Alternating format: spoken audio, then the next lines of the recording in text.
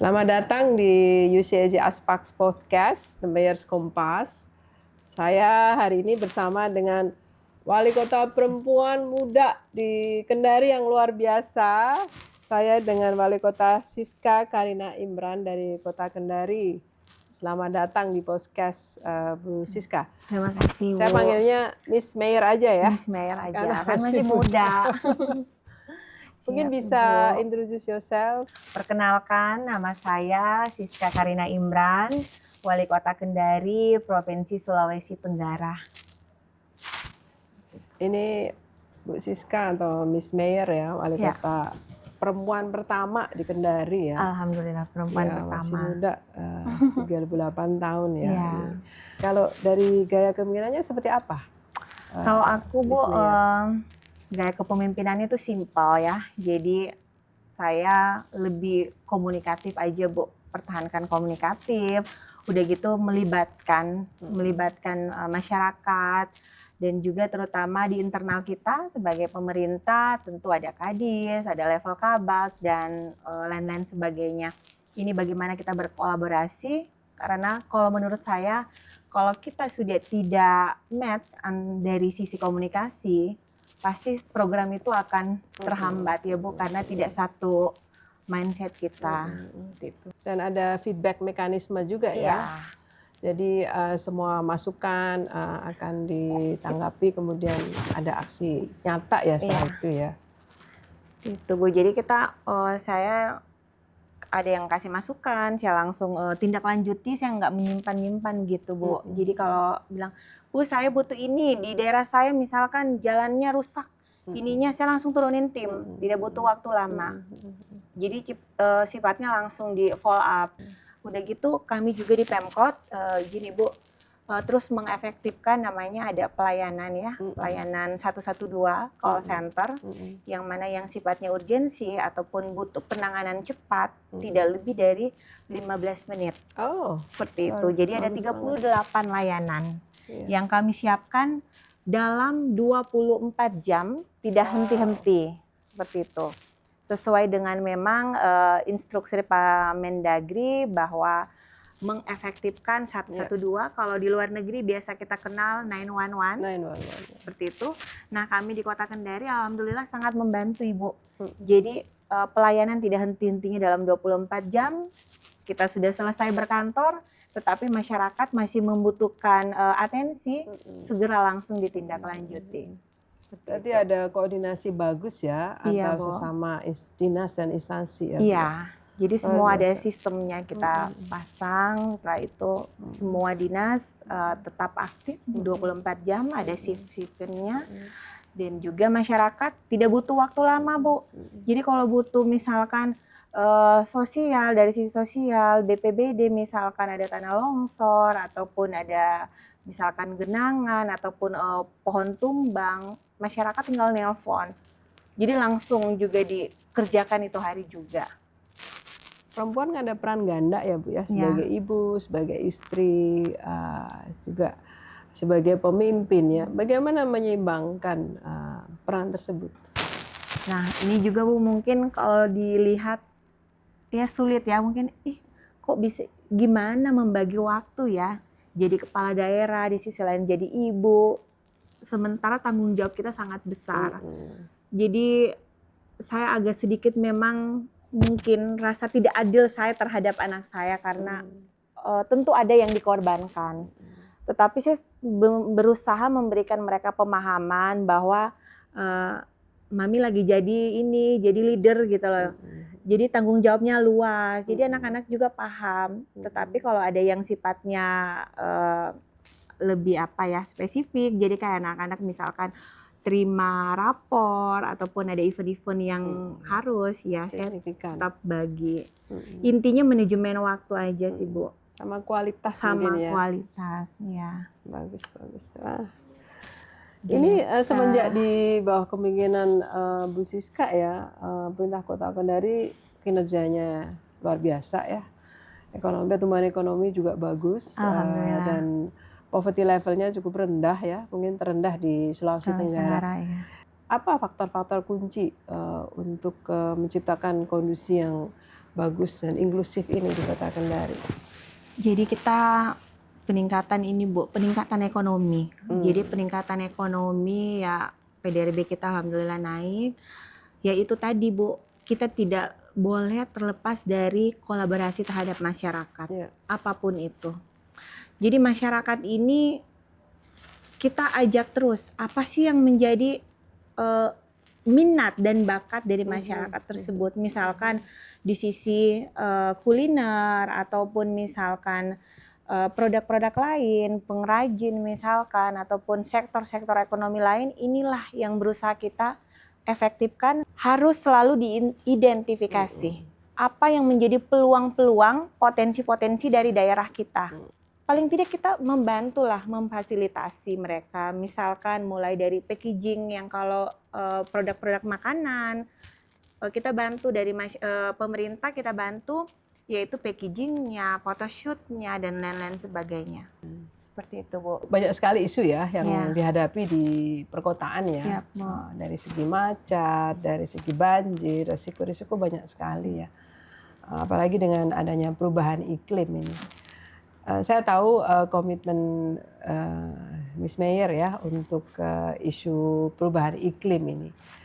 Kira-kira apa yang sudah dikerjakan dan apa yang dirasa kurang untuk menghadapi risiko-risiko yang akan muncul khususnya ya dalam sektor bencana ini? Ya Bu, jadi sekarang apalagi kita menghadapi akhir tahun yang memang kita perlu mitigasi Bu terhadap cuaca-cuaca ekstrim yang menjadi prioritas kita dalam hal ini penanganan banjir dan juga penanganan air bersih dan juga penanganan infrastruktur yang di akhir tahun ini kalau kita lihat cuaca yang agak-agak kurang bersahabat dan tentu kita terus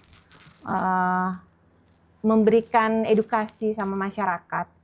Jikalau kalau ada seperti ini dan potensi-potensi wilayah misalkan yang sudah ditetapkan, ditentukan ada zona merah di sini rawan longsor, rawan banjir itu kita sudah announce ke masyarakat sehingga sudah ada kewaspadaan lebih awal seperti itu Bu. Ini saya senang sekali karena Kendari masuk menjadi anggota dari UCG Aspak. Ini kita terima keanggotaannya itu kemarin bulan Mei ya di Boracay di Filipina dan setelah itu Kendari sudah diputuskan menjadi tuan rumah dari big event dari UCG Aspak untuk 2026 yang temanya rencananya mengenai sustainable tourism yang inklusif ya dan berkelanjutan. Ekspektasinya apa dari acara tersebut?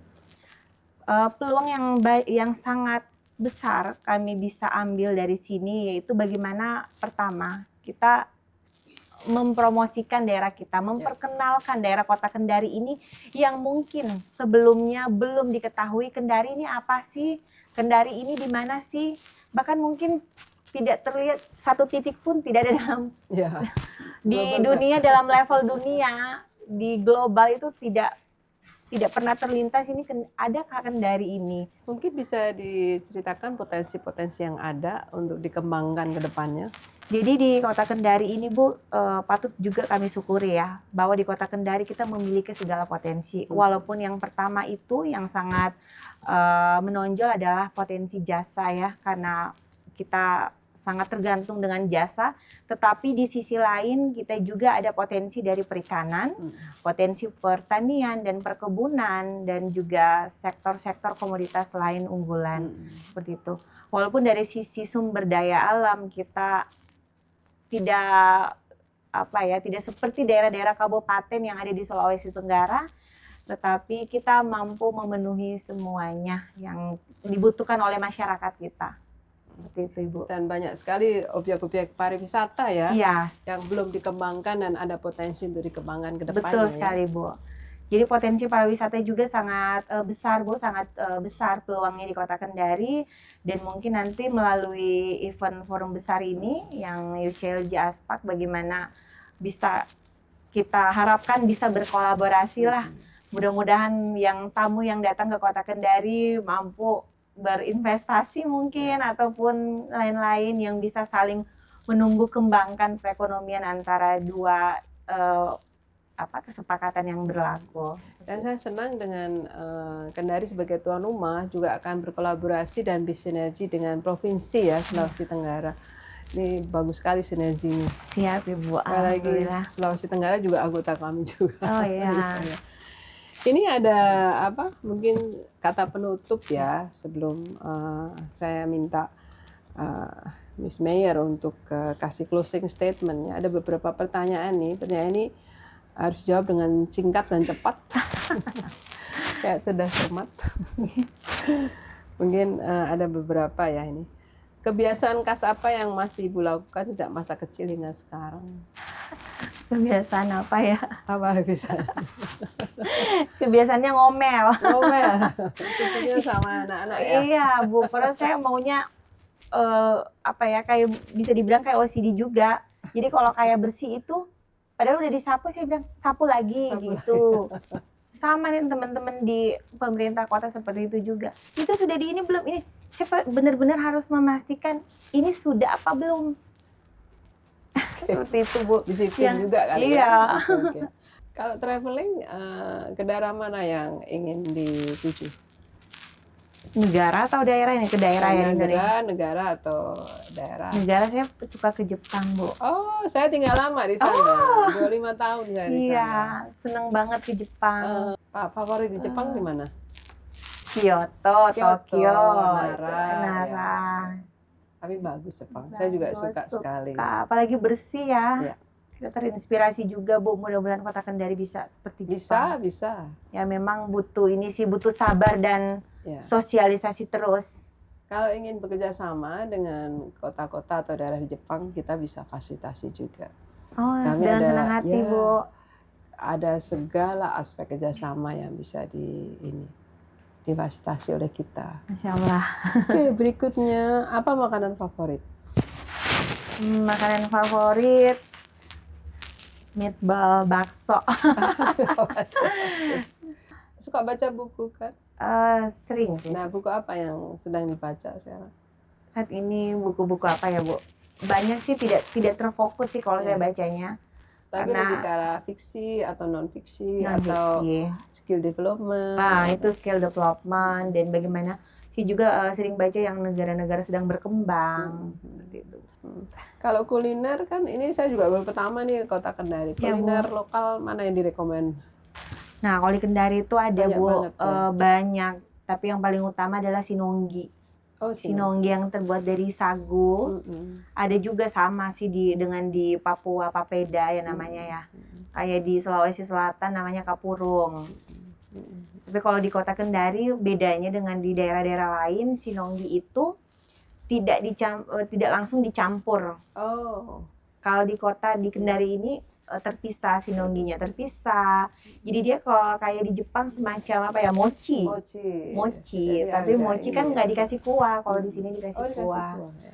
Kalau di sana mochinya kayak berbentuk kue kan, coklat, stroberi. Di dalamnya dikasih macam-macam. Kalau di sini disiram pakai ikan masak, daging kayak gitu.